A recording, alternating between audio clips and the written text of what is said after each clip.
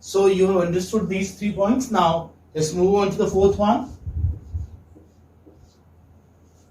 Situational language teaching, that is SLT. SLT facilitates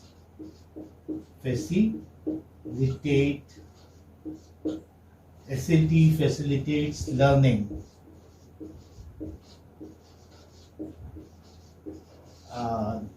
SLT facilitates learning. Learning process. How? Why? Because a lot of examples are given there. So SLT facilitates learning.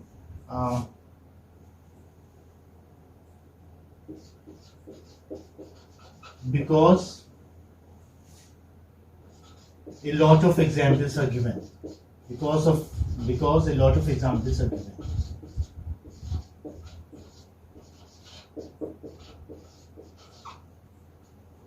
Okay. Or you may say, a lot of examples facilitate learning. This will be better, I think. A lot of examples, is it not? If I say this is making it shorter. So you can write a point like this: lot of examples facilitate learning. Okay, I'm writing it here. This is better. You can take this down. Lot of examples facilitate learning.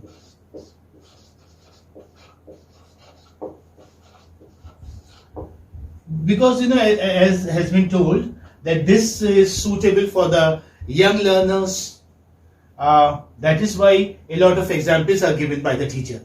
The teacher who adopts this teaching approach gives a lot of example to his students in order to make learning easy. Okay, in order to make learning easy, so that his students understand. Is that fine? So what does the word facilitate mean? To help. To help? Yeah. That's not a right synonym. To make something easy, you may say. To make this is from the word facility. Facility, or say facilitate, means to make something easy, to simplify a thing. Things are simple, because like if he is teaching a lesson which is complex, or which is like a little tough for the students, what does a teacher do? Teacher would give a lot of examples. Instead of talking in the mother tongue, he wouldn't talk in the mother tongue. Okay, mother tongue is kept at a bay. It's kept away from the classroom. That is why he would make his students understand by giving a number of examples, by giving a lot of examples, in order to make his learning easy, so that his students understand him. Is that fine? Yes. And one thing I would like to tell you here, sometimes it happens because similar words are there, like this is facilitate and you have felicitate also. Do you know the difference between the two? Sometimes this is an instance of malapropism. In fact, you wish to say facilitate, but instead of saying facilitate, you say felicitate.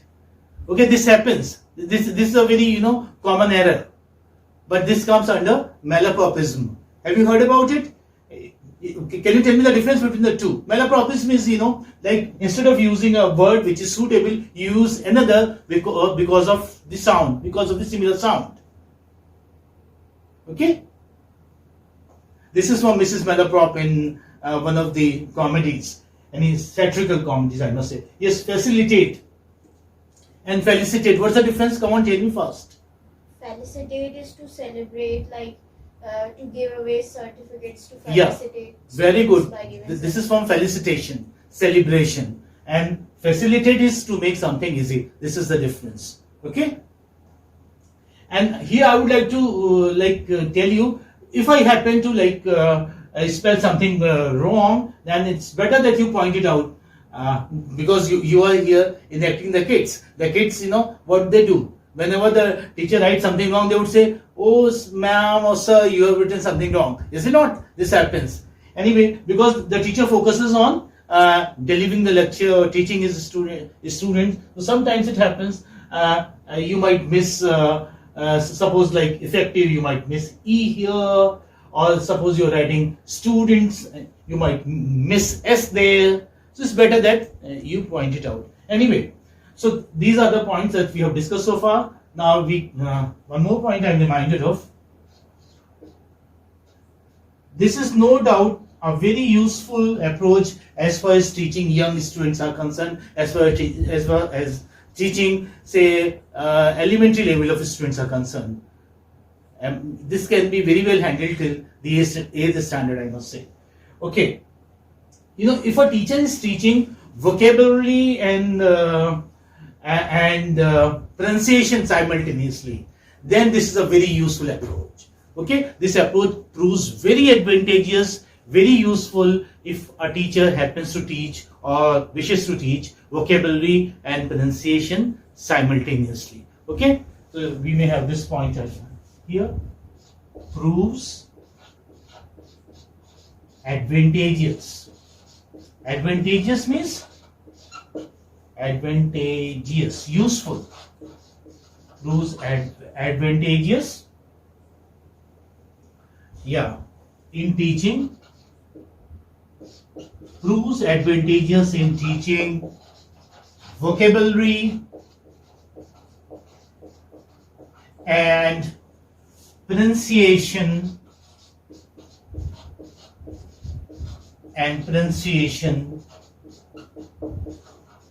simultaneously.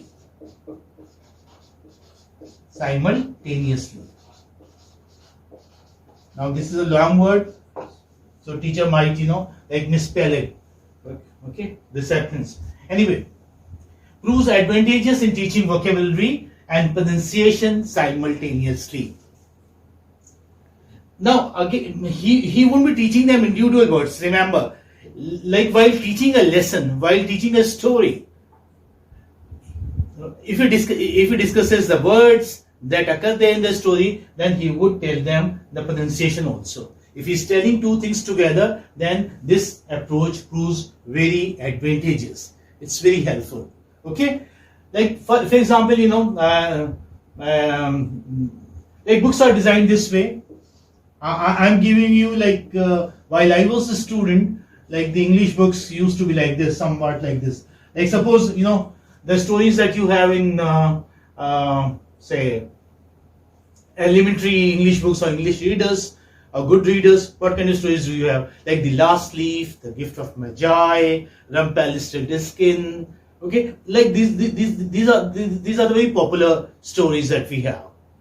Okay, or yeah, I don't remember all the stories, but I read a lot of Happy Prince. Is it not? Or September Princess. These were the stories that I had there in my English readers. Now I'm reminded of here. Say for example, The Gift of Magi or The Last Leaf. Okay, The Last Leaf. This is a very popular story. I think everybody has read it. O. Henry's The Last Leaf. Sue and there are two friends who stay together, and one of them catches pneumonia as a result of loses hope, and the leaf is painted by a painter, and that saves the life. Okay, this is the story. I'm telling you so that you remember it, so that you recollect it. So what happens, like suppose this is the story. First you will have words which are difficult for the students, otherwise they are not difficult words which are new for the students, okay, for the young students. So first you have say 10 to 15 words in the beginning, then you have the main story. So what does a teacher do? Because these words are going to occur in the story, the main story, The Last Leaf. Then what would he do? Like before coming to the actual story, he would discuss these words. He would talk about these words. He would tell them the meaning of these words. Okay, and at the same time, he would tell their pronunciation. Okay, like pneumonia. He would tell the spelling. He would ask his students to remember the spelling and also to learn the pronunciation. Okay, despair. He would be saying it 2-3 times, and his students will repeat him after him. Okay, like where the accent should be, which level should be accented. Although we don't teach this way, but the way the teacher speaks, students pick him up. What do they do? They imitate their teacher. They mimic their teacher. So if a teacher has a good pronunciation, then the students are going to pick up the right pronunciation. Does it happen or not? You can very well make out from the pronunciation of the students that their teacher has a good pronunciation. It happens. If a teacher doesn't have a good pronunciation, if he has a faulty pronunciation, then he cannot teach a right pronunciation to his students. Right? This is what I was saying, that if a teacher teaches vocabulary and pronunciation together, then this approach, situational language teaching approach, proves highly advantageous, highly useful. Okay? So these are the important merits of this approach that we have discussed. I hope they're clear to you. Yes, sir. Yes, sir. Is that okay? Yes. So what are they? Just a quick look at them. And if you have not understood, if you want me to say something more, add something to the point, then you can ask me. It creates interest in the students. This approach proves very interesting. Why? Because it gives a lot of examples. Say he makes drawings on the board. There are posters, charts, different things. So it creates interest in the students. Emphasis is given on learning by play, as they are small students. So learning by play is focused upon. It is cost effective. SLT, that is this approach, it facilitates learning because a lot of examples are given. That is, a lot of examples facilitate learning. No doubt, there is no doubt about it. This is done to simplify a thing, to make his students understand that. Then the aim is, the target is to make students understand. That's why a teacher gives a lot of examples to his students instead of talking in the mother tongue. And the last one that we have here is, this approach proves advantageous in teaching vocabulary and pronunciation simultaneously. Is that fine? Yes, sir. Yes, sir. Okay? Okay.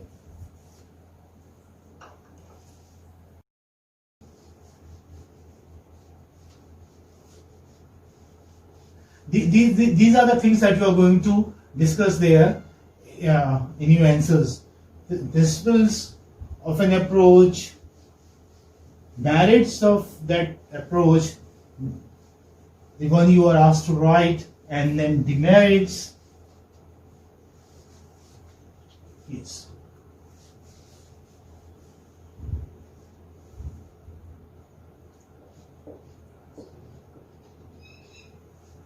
Demerits of SLT, demerits of situational language teaching.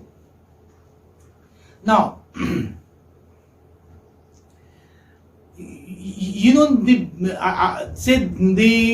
biggest, a kind of charge against this approach is that, it's not suitable for higher classes.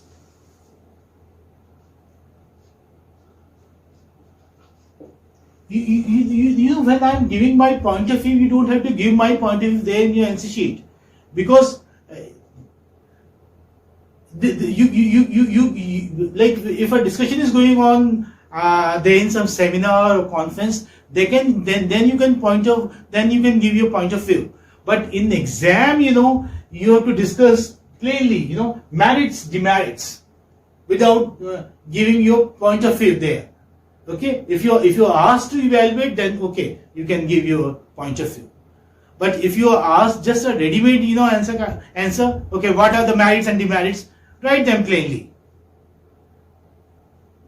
Okay, let me discuss it.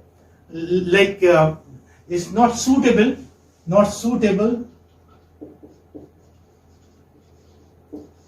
for the higher classes, or for the higher level, or the higher classes. But I gave you the example that I discussed it. I follow this approach even now. You do not adhere to one single approach while you teach, or one single method while you teach. It just depends. It depends on the class you are teaching. It depends, the lesson you are teaching. It depends on the genre that you are discussing. So your approach and method varies from class to class and from, the type of genre you are discussing. Isn't that so? Yeah.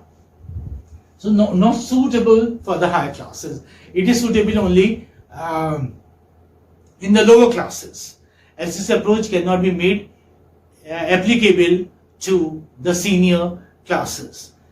Means you can teach only at the elementary level through this approach, say till the 8th standard at the most.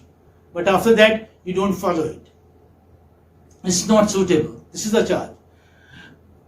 But I feel if the description is pictorial, if you have a picturesque description there in the poem, then you can make the picture on the whiteboard. For example, I must tell you, I am giving you my example. When I am teaching the Kesiruna tree by Torudar, what do? Because it has got a beautiful description. I mean pictorial description. You can imagine that. You can visualize that. So there she talks about a tree, a very huge tree. So I make a very huge tree like this. Okay, sometimes the picture is good and it's not that good always. Okay, a huge tree. Okay, I'm making her 80, that's why it's like this. Okay, now this is a tree. This is very huge. These roots. Now this is a huge Kesiruna tree, and ivy, climbs up this trunk like this. This is ivy, and a beautiful simile is given there in the poem. Is something like a python. Looks like a python. So what do? I make a picture like this, and that although this ivy is very strong, and any other fragile tree would have strangulated, means would have given in because of the strength of the ivy, but this is even stronger, this tree. So it wears this ivy like a scarf.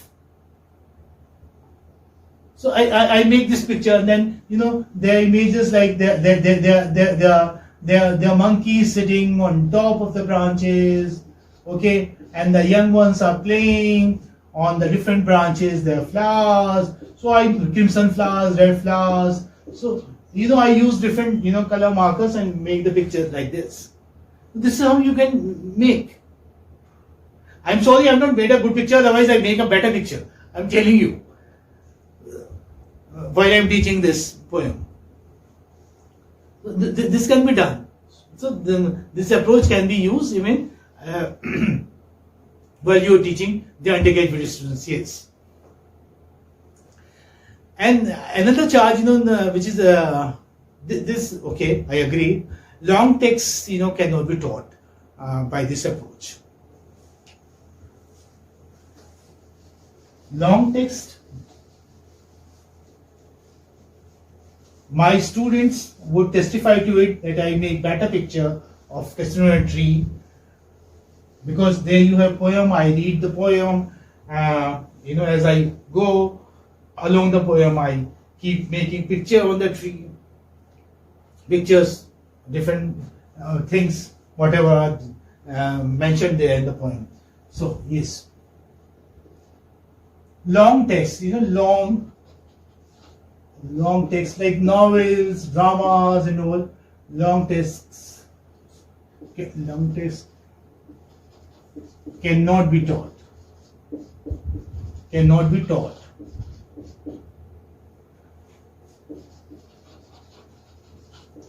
Through this approach. through this approach. This is another charge. Okay, this is valid. This is valid. Like textbook, like rapid reader, you must have read that. Rapid reader also, we had rapid readers in our syllabus. Rapid reader were in fact, like they're in the syllabus for self-reading. We had good readers and rapid readers. Students used to read them themselves, they were not taught there in the classroom. So textbooks like rapid reader cannot be taught by this approach, they say. Art forms like drama, say prose, fiction, say criticism, etc. cannot be taught through this approach. So, but why to teach, I.A. Richards through this approach? Why to teach T.S. Eliot or Matthew Arnold or Aristotle, Johnson? Why? Why would anybody teach? Why would anybody follow this approach if one is teaching criticism or say prose? If I am teaching say Dream Children by Charles Lamb, then why would I follow this approach? If I am teaching say drama, Measure for Measure, then why would I follow situation language teaching approach? I don't know. Okay, that's fine that long text cannot be taught, but why would anybody do that? This approach is not meant to teach long text, big text. Okay, big genre, big art forms, you may say. So, why do you want to follow it at all for the advanced learners? Do not follow it. I don't know, it sounds funny. It's like, it's like picking up a kid's outfit, kids wear, praising it, say profusely well. Just see this is a t-shirt, so it's beautiful, the colors are very nice, the texture, is very nice, okay. And then finally, finding fault with it and saying, oh, it doesn't fit my grown-up kid. Now when the kid has grown up, why do you want to try this small shirt on him anymore? Discard it.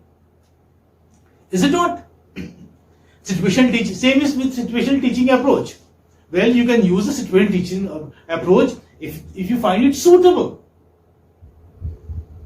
Okay, if you find it suitable, you can teach till the 8th standard. Well, if you find it suitable at the graduate level, then you can use it, but not all the time. No, not teaching the big tests. And if that kids wear, the outfit doesn't fit your grown-up kid, you just I would say this is in the pandemic time, so make a mask of it. Is it not? As simple as that. Means if you don't want to discard, I'm saying it, if you don't want to discard it, make a mask of it. Isn't it so? Means something which is meant only for elementary learners, or say teaching at the school level.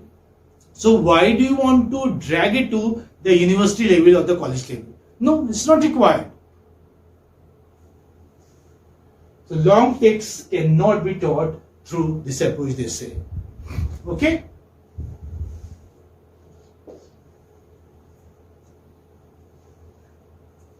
So, like I gave you the example of Kasura tree. Okay? If you have a pictorial description, you can use a situation approach. Otherwise, there is no requirement. Yeah, and then the charge that we have against this approach is that it does not encourage creativity of the students.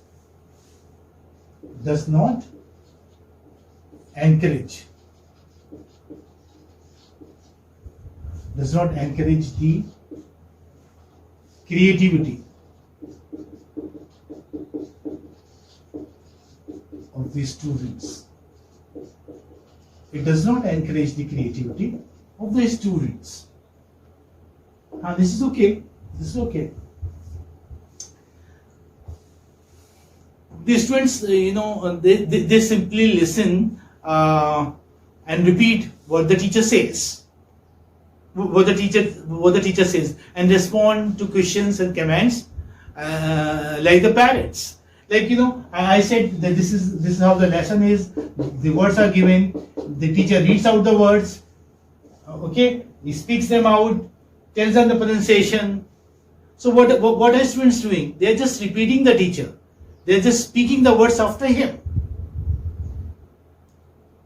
Means they are not using their own creativity, because it's not required there. It's not required there. So the students simply listen and repeat what the teacher says, and they respond to questions or queries or comments, whatever the teacher demands, what the teacher asks them. They just respond to what? Means there is a set boundary kind of thing. There is a Lakshman Rekha. They do not go beyond that Lakshman Rekha, right? They remain confined to the periphery or the line, drawn by the teacher or drawn by the approach, you may say. It doesn't, gives liberty to students, to young students, I must say, to use their creativity. Because it's a teacher-centered approach. Teacher has the control. He has the vocabulary control. He has the grammar control. Okay, he teaches the set vocabulary, the graded vocabulary. He teaches the set rules. This is how it is. So it's a teacher-centered approach that way. Yeah, students do not have a control over the content of learning. Creativity and uniqueness of individual sentences have no room in this approach. Okay? And again,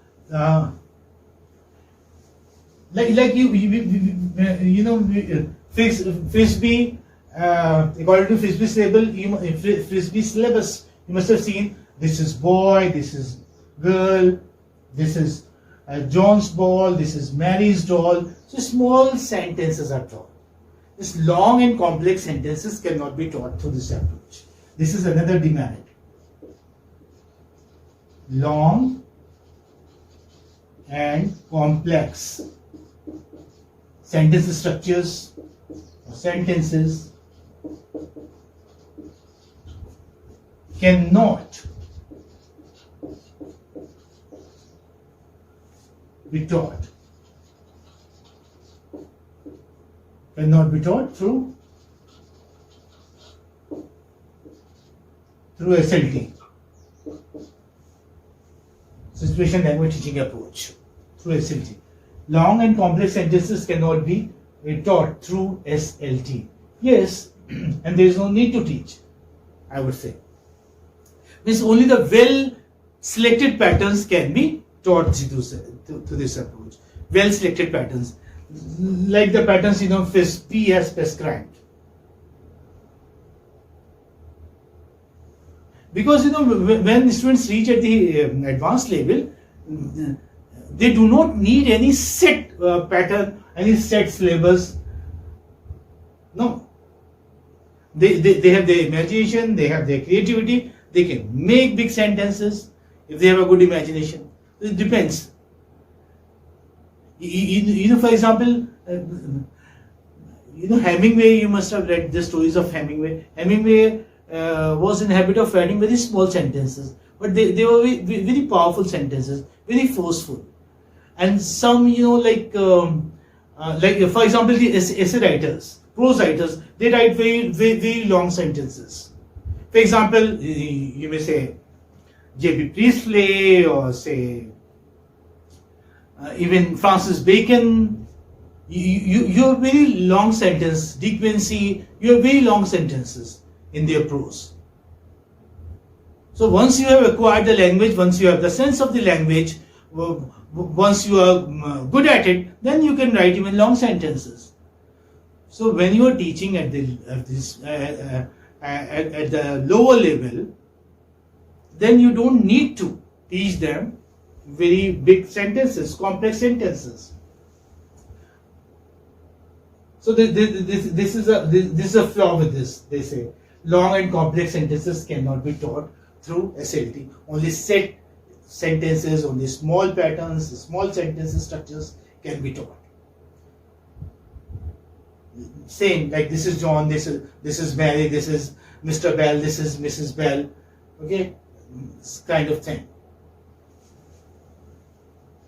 These are the sentences which were there in the first lesson of my first standard book. Okay. Now another flaw with this approach is that sometimes it becomes difficult to relate the statement of the teacher with the created situation. So difficult to establish bond between the statement of the teacher with the created situation. Shall I write it? Difficult to establish bond between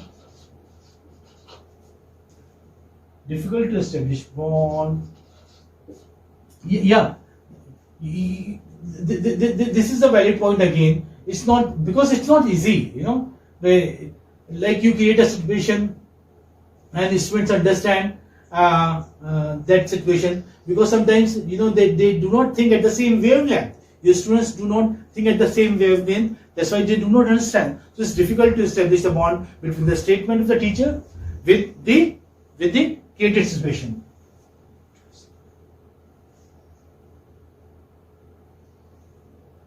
With the statement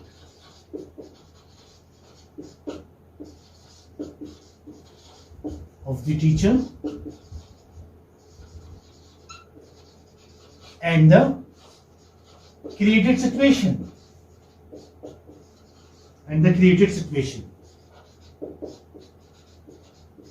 What do you understand by it? Just read it.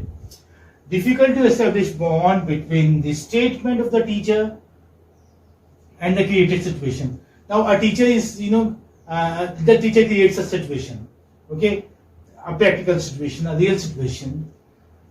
But sometimes it becomes difficult to establish or to create a bond between the statement and the created situation. This happens. This is very natural. This may happen with any teacher. Okay. Even the smart teachers, they may face this. They may face this problem. So sometimes it becomes difficult to relate the statement of the teacher with the created situation. Is it okay? So this is again a valid flaw. And trained teachers are required for it. Same as in the direct method, you need trained teachers. Even for teaching situational approach to language teaching, you need trained language teachers. And like good language teachers of English are not easily available. So candidates, I would say, hold degrees, but they do not have the competence. That's why you do not have trained teachers. And this approach requires good, smart, trained teachers. That is why this is another flaw with this, that average teachers cannot handle this approach well.